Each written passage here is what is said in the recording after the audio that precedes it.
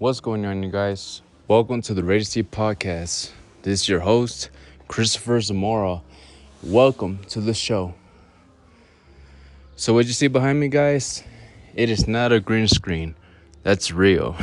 That's the mountains of Guatemala. I'm at the rooftop of my house, and the view is so cool, man. I really love this whole view. It's just awesome, man. It's just really cool. But today I want to speak to you about Canelo Alvarez. Yes, again, guys.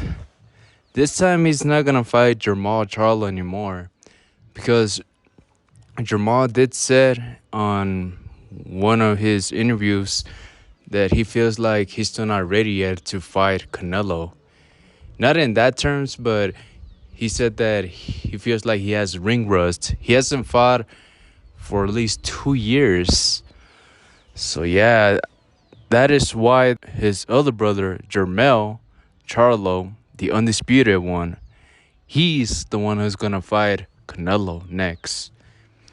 And the date that is going to take place is going to be on September 30th. This is going to be a huge fight. A very huge fight, because Canelo has 4 titles on the 168 division, while Jermell Charlo is undisputed as well on the, I believe, at 152. But Jermell Charlo is going up 2 weights to fight Canelo Alvarez. And if he beats him, guys, damn, could that be it for Canelo? I don't know. Maybe he would want a rematch clause, because I really don't know, man. It's so crazy if Canelo actually loses. There's a lot of things that can happen if he loses. We would never get to see him fight Bivol again. And like I said on the last week's episode as well, he will never fight David Benavidez if he loses to Jermell. I still got Canelo on this fight, but I don't know, man. Out of the 2 Charlo brothers, I believe Jermell Charlo is the best one.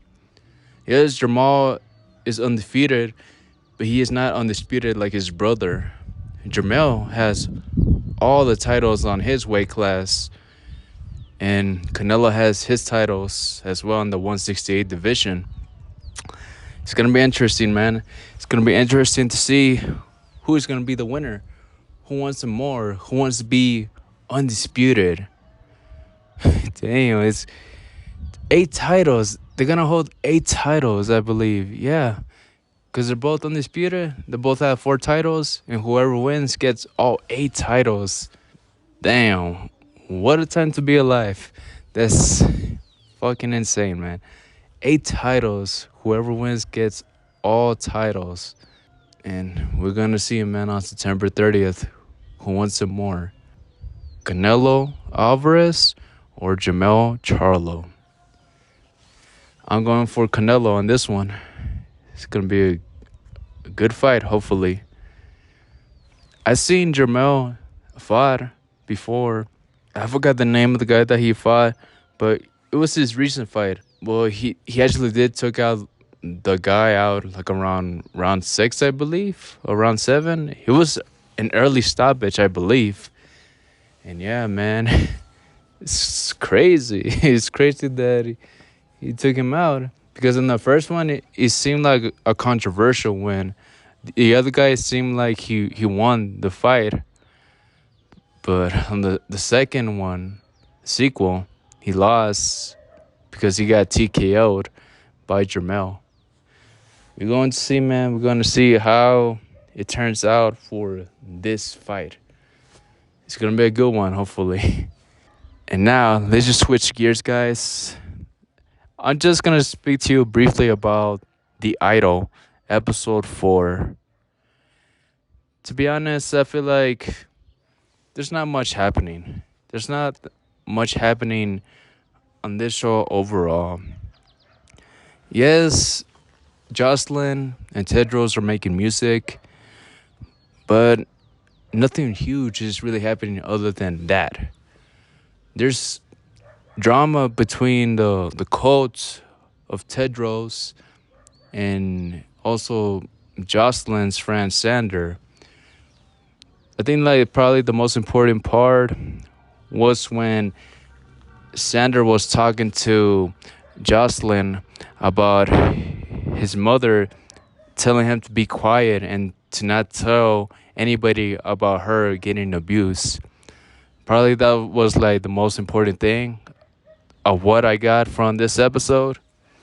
And well, that scene was they had great acting. The actor who plays Sander and also Lily Rose Depp, they both did pretty good. We didn't get that much acting from Tedros on that scene.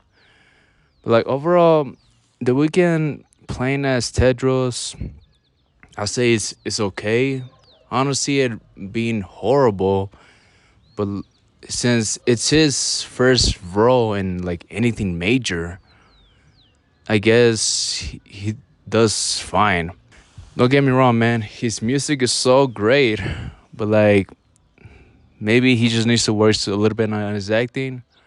I think just the music overall they have put out for this show is great, man. You can't never go wrong with The Weeknd. He has such an amazing voice and such good soundtracks that fits very well with his music. Remember, I told you guys about A Lesser Man on last week's episode? Well, ever since I heard that song, man, I've been wanting to write and make music. I know, man. I know it's so crazy. I never even thought of writing music ever again. I did around when I was in ninth grade or 10th grade, well, just for fun, like just making rapping lyrics and But like this time, I wanted to make singing lyrics. I have actually have created lyrics for this one song I'm actually working on. But like making the song, man, it's just so difficult. I even have the stage name as well. If I want to release the music, I actually have the name. I've been working on it for almost 2 weeks already, and I got the name down, man. I cannot share it with you guys just right now because I'm just barely. I'm sorry, guys, for the noise on the background. I know there's birds chirping, truck noises, music playing in the background. I'm sorry about that, but yeah, I cannot do anything about that. It's just nature. But like I was saying, guys, I still cannot release the music just yet, and I cannot tell you my stage name. Maybe once I release an album or so, I will tell you guys to go check it out. But as of right now, I'm still working on my very first song. I don't know, I'm kind of shy to release it. But like I was saying, it's just still in progress. The lyrics, I believe they are done. And I know how I'm going to say the lyrics for the song. I just need to find the right beat. I need to make it from scratch. I've never actually done that before. And I'm like learning the instruments using GarageBand. Since I have an Apple computer and an Apple iPhone that I'm recording with, I'm going to use GarageBand to make the beat. And I actually have recorded myself like actually singing the lyrics out. And hopefully my lyrics actually work out very well for the beat I'm thinking of making. But like I said, guys, it's still in early stages and I'm just barely starting with my very first song. We'll see, man. We'll see in the future if I will actually finish at least one song. But I don't know, man. I still need to find the right beat. And once I go back to the States, that's when I will record my actual voice on the mic and make it sound even crispier than how you're listening to me right now. Hopefully, you guys don't mind the sound. I know it probably might not be the best, but I couldn't bring my microphone because since it was huge and I had to pack a lot of things, my mic was the only thing I couldn't. Hopefully this doesn't bother you.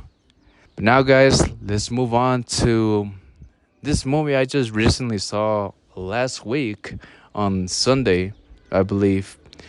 It is called Into the Tall Grass. If you guys have ever heard of it, it is based off of Stephen King. Stephen King is one of the greatest horror writers of all time. He's the guy who has created It. He has created Cucho and made The Shining.